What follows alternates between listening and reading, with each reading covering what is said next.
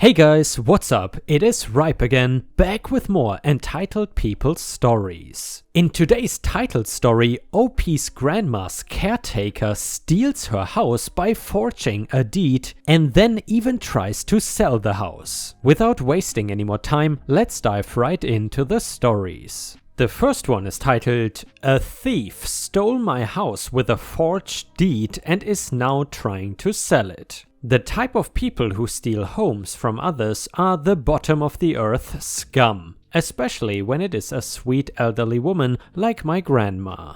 I know that the title says that they stole my home, and I guess technically they did because we didn't find out until I went to pursue putting the house in my name. This is easily the craziest story that I tell my friends when we are out drinking. So, my adorable, wonderful grandma is 87 years old. She has the kindest heart and would not hurt a fly, even if it was trying to rob her blind, which is how we got into this mess in the first place. My grandma, bless her heart, had a woman that was a CNA and took care of her most of the time that I wasn't there. Last year I had a lot going on with work and other personal stuff, so I didn't have as much time to be at her house. This lady, her name was Cindy, was really nice. At least she seemed like she was an honest, decent person when I talked to her. So a few months ago, my grandma and I got to talking and we decided that it would be best if I ended up moving in with her. I finally got the remote position at work that I wanted and I could stay home to care for her now. I don't have any siblings and my mother, her daughter,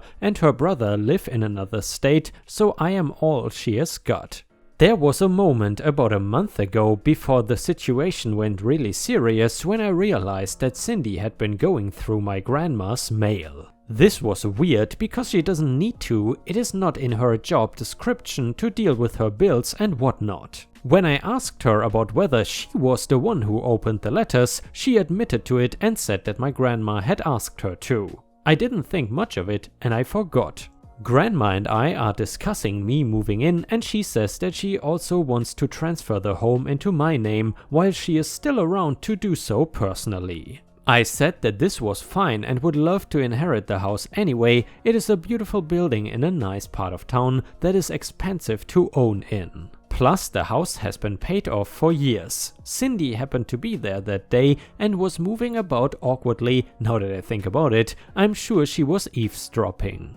A few weeks pass in between this conversation and something strange happening. Mail started coming that was unusual, like stuff from refinancing companies and other weird new home buyer mail. Also, Cindy suddenly stopped coming. The first day was a no call, no show. The next day we received a call from the company she was employed through saying that she had quit and a new person would be assigned soon. This actually disappointed my grandma. She really liked Cindy and had gotten to be what she felt like was a friend. I honestly felt like it was a good thing and that Cindy gave me vibes I wasn't sure of yet. I found out later what it really was that was off about her. Later that week, Grandma and I took all the documents that she needed down to the county clerk's office where they handled all matters with homes and whatnot. Once we arrived and started the process, we were called over to a desk with a woman who said she was going to help us. However, she very quickly seemed confused. She continued to glance at her computer screen and back at the old deed my grandma brought in. I asked if there was something wrong and she managed a smile and excused herself so she could check on something. When she came back, one of the first things she did was ask me what my name was. I told her who I was and she again kept looking at the computer. After what seems like forever, she finally states, "Well, it looks like you already own this home and you are in the process of selling it."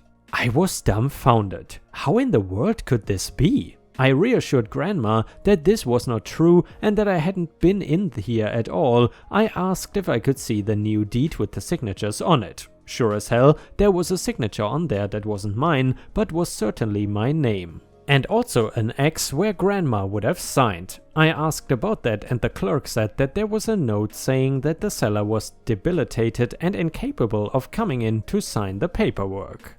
How could this happen? I asked about whether or not they checked the identification or the woman's story about what was happening. The woman seemed upset and said that if the person there was her, that she would have been the one to check, but she doesn't remember our case at all. I kind of believed her because she seemed pretty shocked as well. The clerk advised that we get a lawyer, and she stated that she would look into seeing if the cameras in the office dated back to when the papers were processed, which was a little less than a month ago. It did not take long before we started receiving more mail about the house, and even more disturbing was when a real estate agent actually called my grandma's phone. They started asking about whether we had an agent and needed help selling the home, since it was on the market but not assigned to anyone. I called this individual back and started digging into what they knew about this type of situation. The agent advised us to get a lawyer and stated that she had heard of these things happening lately. She was also nice enough to look into our home in particular and called me back with some more information. Apparently, Grandma's house is not technically up for sale, but that it is actually in a state of pending. I almost threw up in my mouth when she told me that. It is pending? Does that mean that someone is trying to buy it while we speak? She said that that is most likely what is going on and that she would be happy to help us with anything that she possibly can. I thank her, get off the phone and tell Grandma the bad news. She cries, which makes me cry as well, and also simultaneously fills me with a rage that is equivalent to a blazing hellfire. I make it my mission to find this person and seek my revenge for this disgusting and despicable act that is stealing from my precious grandma. Lawyer up I did. I spent a large amount of my savings obtaining this expensive attorney. Thankfully, they ended up being worth every penny. I received another call from the real estate agent and she said that she found out what the status of the house is. It does appear that I am the seller, which was clearly BS. I called again to the clerk's office and the manager explained that their cameras didn't go back that far and that I was essentially out of luck. Both our attorney and the country clerk said that we should file a police report as well, because this is a criminal offense and if and when we hopefully catch the person responsible, we can press charges. The clerk manager did mention though that the person selling would have to return to the office at some point or another. The contact information for that individual had been updated at the time of signing over the deed initially. She graciously gave me the phone number associated with it. When I was writing the number down, it sounded oddly familiar. Without thinking about asking my lawyer if I should call it, I just did. The line rang until I almost thought the voicemail would pick up and then a voice answered.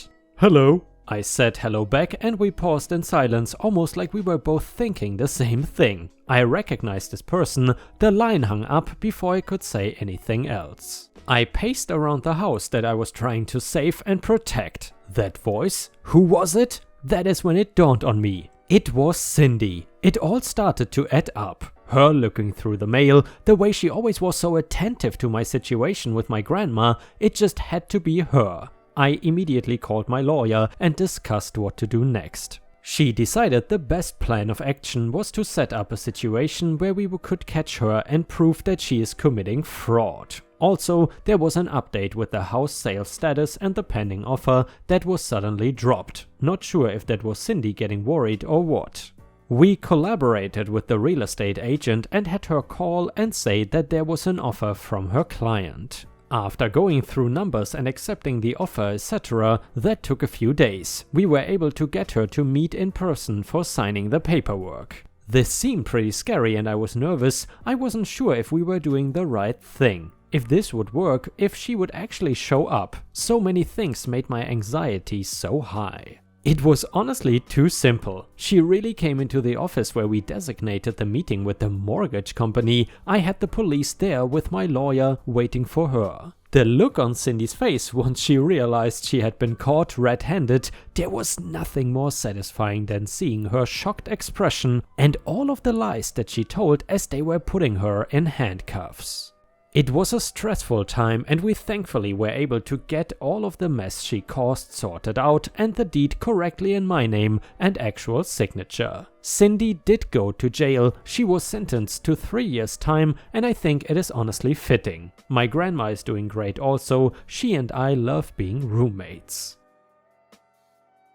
The next one is titled Karen and the Cat. Some background first. I am agoraphobic, which for those who don't know what it means that I have frequent panic and anxiety attacks. So I almost never leave home, and even minor tasks can be stressful to me. Second, I live in the same apartment complex as a childhood friend who helps me out because of my condition. We will call him Greg, since he is in charge of maintenance for this and several other apartment complexes. Management knows about my condition. Third, I got a kitten a couple months ago to keep me company and named him Hobbs, after Calvin and Hobbes. Lastly, Greg has a son who we will call Jacob. This story starts a couple weeks after I brought Hobbs home. After hearing about the kitten, Jacob brought a group of kids over and they came in to play with Hobbs for a while I did some cleaning. One of the kids, Caleb, kept saying how he wanted to keep Hobbs and even asked me if he could have him. Obviously I said no and thought that he was joking anyway, so I thought nothing of it. The problem is that Caleb started showing up at my door every single day to see Hobbs and knocked on my door repeatedly about 20 times a day. Greg has made Jacob aware of my condition, so he knows that a lot of the time I just don't have the energy to deal with a bunch of kids, and he was nice enough to pull Caleb away, for which I am very grateful. One day though, I woke up to find my back door wide open and I immediately started to panic. Hobbs is obviously gone and this sends me into an anxiety attack. Eventually I calm down and hope that he will come back on his own. Meanwhile, I've been trying to figure out who came into my apartment. At this point, Greg, who knows everyone in the neighborhood since he does maintenance, points out that the couple who lives behind me has a camera hooked up to their window watching their car, which happens to be right next to my back door. He asks them if they can check the footage, and after hearing the story they happily oblige to help out. I was fairly certain that it was Caleb, but didn't want to accuse a child with no evidence, and I am glad I didn't, because it was not Caleb who came into my apartment, it was his mother, the Karen of our story. She opened my back door, walked straight in, and came out moments later with my cat. The neighbors even checked the nights prior, and she had been checking my door every night for several days. Probably longer, but recordings were automatically deleted after several days, so no saying how long she was doing this. I know a lot of people are going to tell me that I should have immediately called the police, but please try to understand, this situation was already very stressful for me and getting the police involved would only made it worse. Instead though, Greg and I went over to Karen's apartment to confront her and get Hobbs back. I agreed to let Greg do the talking and we knocked on the door. Karen answers the door with a "What do you want?" and Greg starts talking immediately. Now Greg is very charismatic and is a no-nonsense kind of guy when things get serious. So I am paraphrasing this speech very poorly, but it went something like this. "Hey Karen, we know you have OP's cat in there, so here is how this is going to go. You are going to give the cat back and apologize. Then you are going to have Caleb apologize for knocking on OP's door all day every day and forbid him from going over there anymore. If you don't, we are going to get the police involved, not just for breaking and entering, but because I know for a fact that you have drugs in this apartment. I see them every time you put in a maintenance request, which is almost every week. So let's cut the part where you deny it all and jump to the part where you tell me how this is going to play out." During his speech, Karen's face went from annoyance to indignation to worry and then to anger. By this time, Caleb is in the background and we can see him holding Hobbs. Karen looked like she was having an intense internal battle. On one hand she was cornered, but on the other hand, she could never possibly be in the wrong because the world revolves around her. Finally she speaks and says, "You don't have proof. I bought this cat for my son and you cannot prove that I didn't." To which Greg replies, "Are you absolutely sure that is how you want to do this?" Karen then responds with the most snarky entitled "F you" that I think any person has ever conjured in the history of mankind. She then slams the door in our faces. By this point we were out of options. I agreed to call the police and report the incident. We got the recordings from the neighbors and wait for the police to arrive. The officers show up and after hearing the story and watching the video, they immediately went over to confront Karen. Even from a distance I could see her mouth drop into a perfect comical O shape when she saw two police officers at her door. The officers explained to her that I was not pressing charges if she just gives the cat back. As regulars of this subreddit know though, you can always rely on a Karen to dig in her heels and double down on their bad decisions. I could not hear exactly what was said, but heard Karen getting louder and more enraged every time she spoke. Finally she crossed the line and tried to shove one of the officers. Next thing we knew, she was face down on the concrete and was being told her rights. I doubt she heard any of it though, because she was screeching all the typical Karen lines like, "You cannot do this to me," and "I know such and such, I will have you fired." It was actually a pretty pathetic display to see from a grown woman. By now Caleb was in tears and still holding my cat. He walked up to one of the officers, legs shaking, and handed him the cat. It almost broke my heart when he asked if they could let his mom go now. The officer was kind but explained that his mother had assaulted a cop and was likely going to jail. So I did get Hobbs back, but for a week I felt awful about making Caleb see all that and probably scaring him for life. Fortunately, there is a happy ending here. Now, when Karen got arrested, Greg knew I wouldn't press charges, so she would likely only be charged for the assault. Which is why he decided to inform management and they pressed charges on my behalf for breaking and entering into one of their properties as well as drug trafficking out of another property. Long story short, she is in prison. Here is the happy ending for her kid though. Apparently his dad had lost a very long custody battle a couple years prior, and this little incident naturally meant that he now had custody. Greg met him once when they came to get Caleb's things from Karen's apartment, and apparently he was a very nice man, the polar opposite of Caleb's banshee of a mom. She had gained full custody of Caleb mainly by lying, but it seems that Caleb will now be raised by a competent and rational adult.